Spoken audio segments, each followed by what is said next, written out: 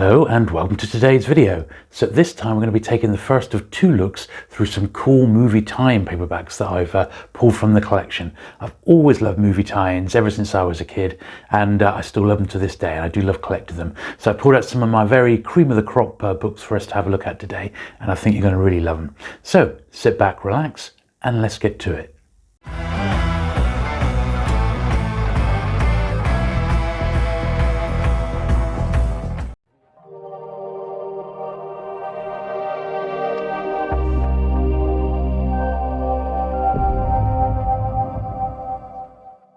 Right, so we'll start off with B for Bullitt. So I've sort of pulled about 50 or 60 so paperbacks from my vintage paperback library.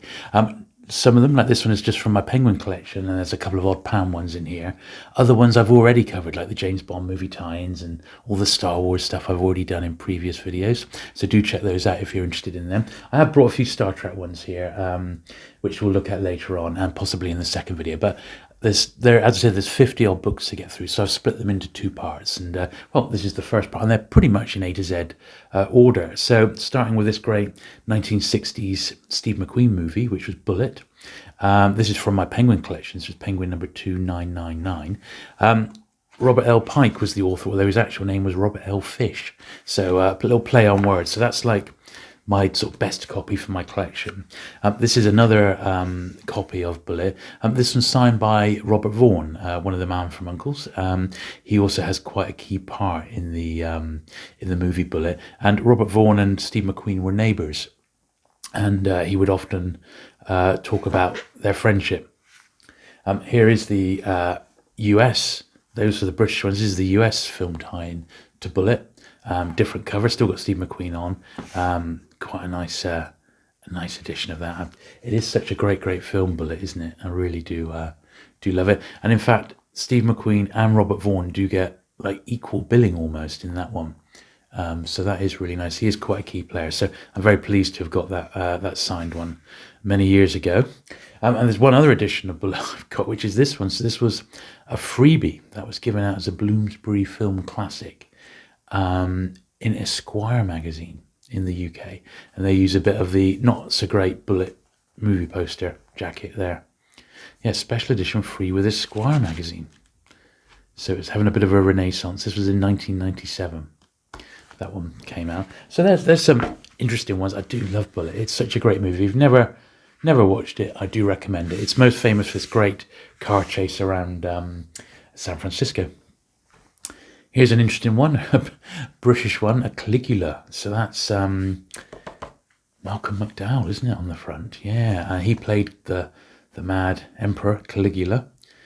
16 pages of colour photos. So that was another great thing about movie tie-ins. Some of them had colour still sections, which was always gratefully received. This is quite famous for its adult content. So not one to dwell on too much. Quite probably, I'm guessing, quite a rare movie tie-in these. A lot of them only ever had one print. So, you know, oddball things like that I would always pick up.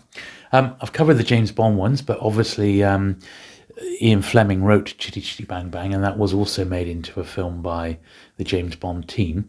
Here's the tie-in paperback to that one, written by John Burt. He writes loads and loads of TV and movie tie-ins over the years.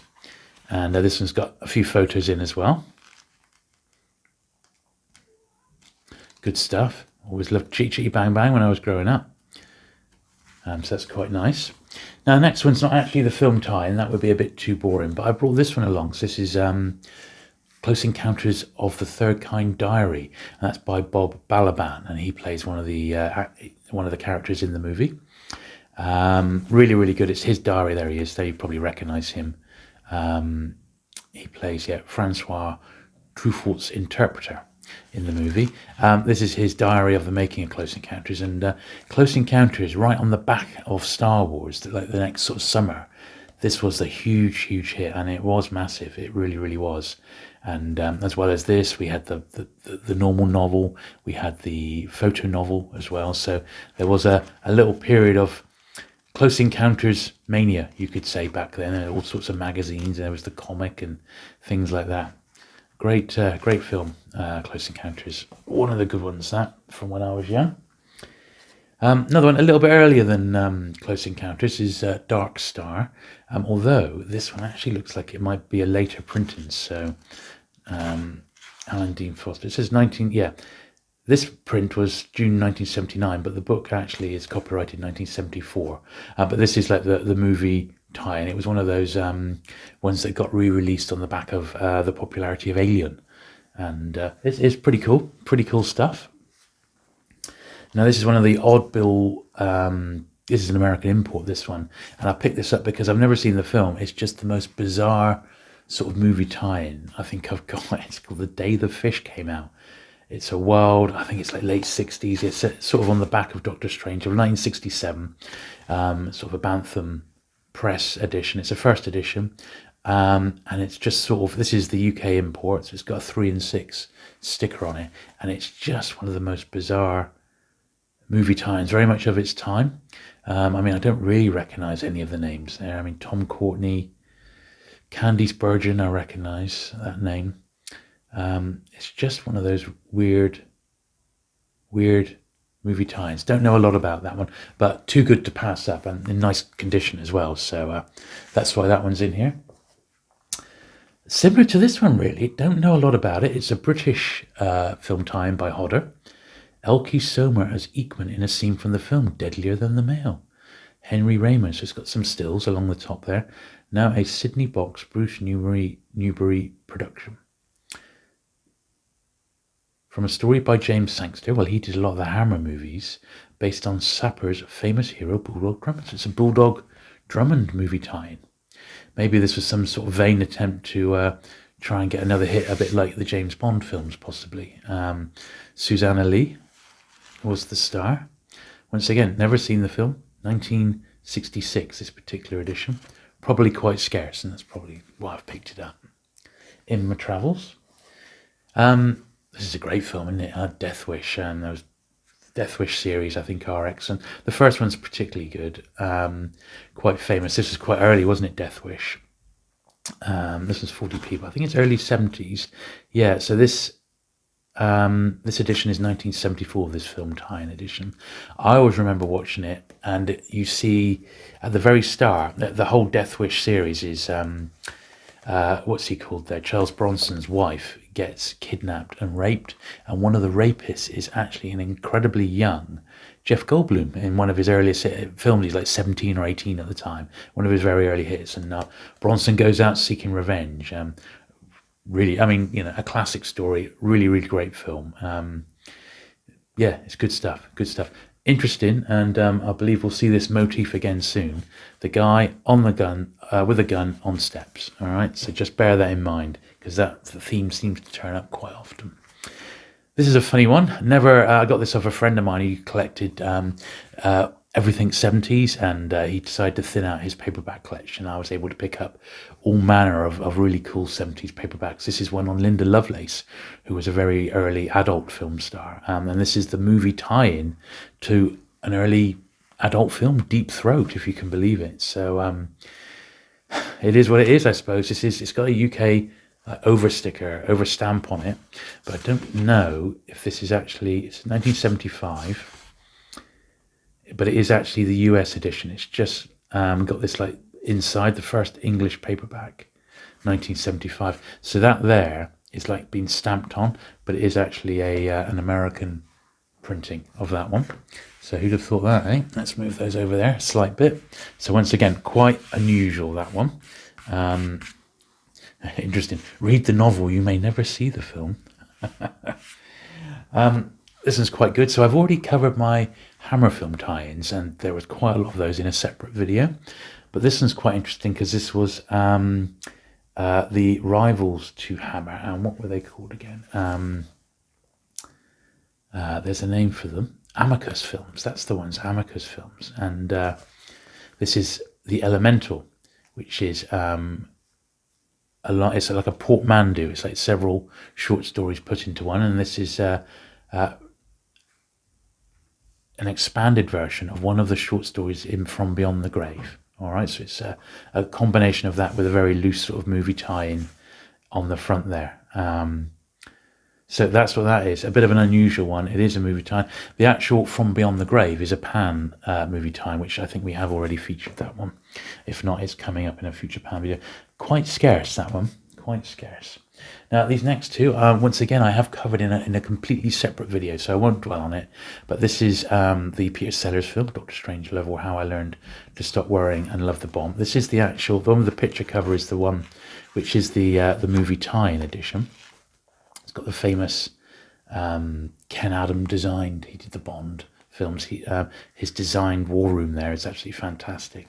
And in the video I do mention how I had this one, and then I was at a jumble sale, like a boot sale in the UK, and picked this copy up, and I was surprised to see it was a signed one from the author there, with compliments and best wishes of the author. For Taff, Peter George, 28th of the 4th, 1966. That was almost a month before Peter George, the author, actually committed suicide. He blew his brains out. So anyway, if you're interested in the history behind that particular one, as I said, I have done a whole video on that, and I'll link to it up above. Next, well, once again, I was in two minds whether to actually include this one, but I thought, well, you know, I love everything about Alcatraz. I've got a few vintage paperbacks on the subject. This is the tie-in to the Clint Eastwood movie, and I won't dwell too much because I do have a Dirty Harry / Clint Eastwood movie tie-in video in the works, so I'll include that one there at that time. Next one's a real cracker, and this is William Peter Blatty's diary on how he brought The Exorcist from script to film, basically. So this is absolutely fantastic. It's got a full copy of the screenplay and loads of on-set photos, which if you're a fan of the movie, you will absolutely want to go into in more depth and detail, because it's great. It's got the full screenplay at the back as well. It's quite something, this book, and there was something about these sorts of movies, because back in the day, I mean, this came out before there was home video. It wasn't exactly being shown on TV all the time. So this particular one, published in 1975, this is a fourth printing of this one. And it was a way, and this is the thing with movie tie-ins, it was a way before you could rewatch these at any time on demand, on streaming or on a DVD or a Blu-ray. This was the way that you just relived your favourite films, and I certainly enjoyed The Exorcist when I first saw it. I was about 16 or 17, and my mate had a copy on Betamax video, and we absolutely loved it. So this next one is Isaac Asimov's Fantastic Voyage. Bit disappointed I've got a bit of a rougher copy of this than I remember. Got a bit of pen writing and things on top there, but still pleased to have it. It was such a great film, and is often repeated on TV. And this was the book of it. This film tie-in edition, yeah, it does appear to be the first from 1966. Absolute classic. I really love Fantastic Voyage, and a really great cover there. I just wish I had a slightly better copy of it. Next, another great film that I love, and oh look, it's Man on the Gun with Stairs again. French Connection. So this was the UK Coronet edition, scene from the film. There's Gene Hackman at the bottom of the steps. There he is there, Popeye Doyle. What a great film this was, wasn't it? Yep, Gene Hackman. Roy Schneider was his like lieutenant, wasn't it?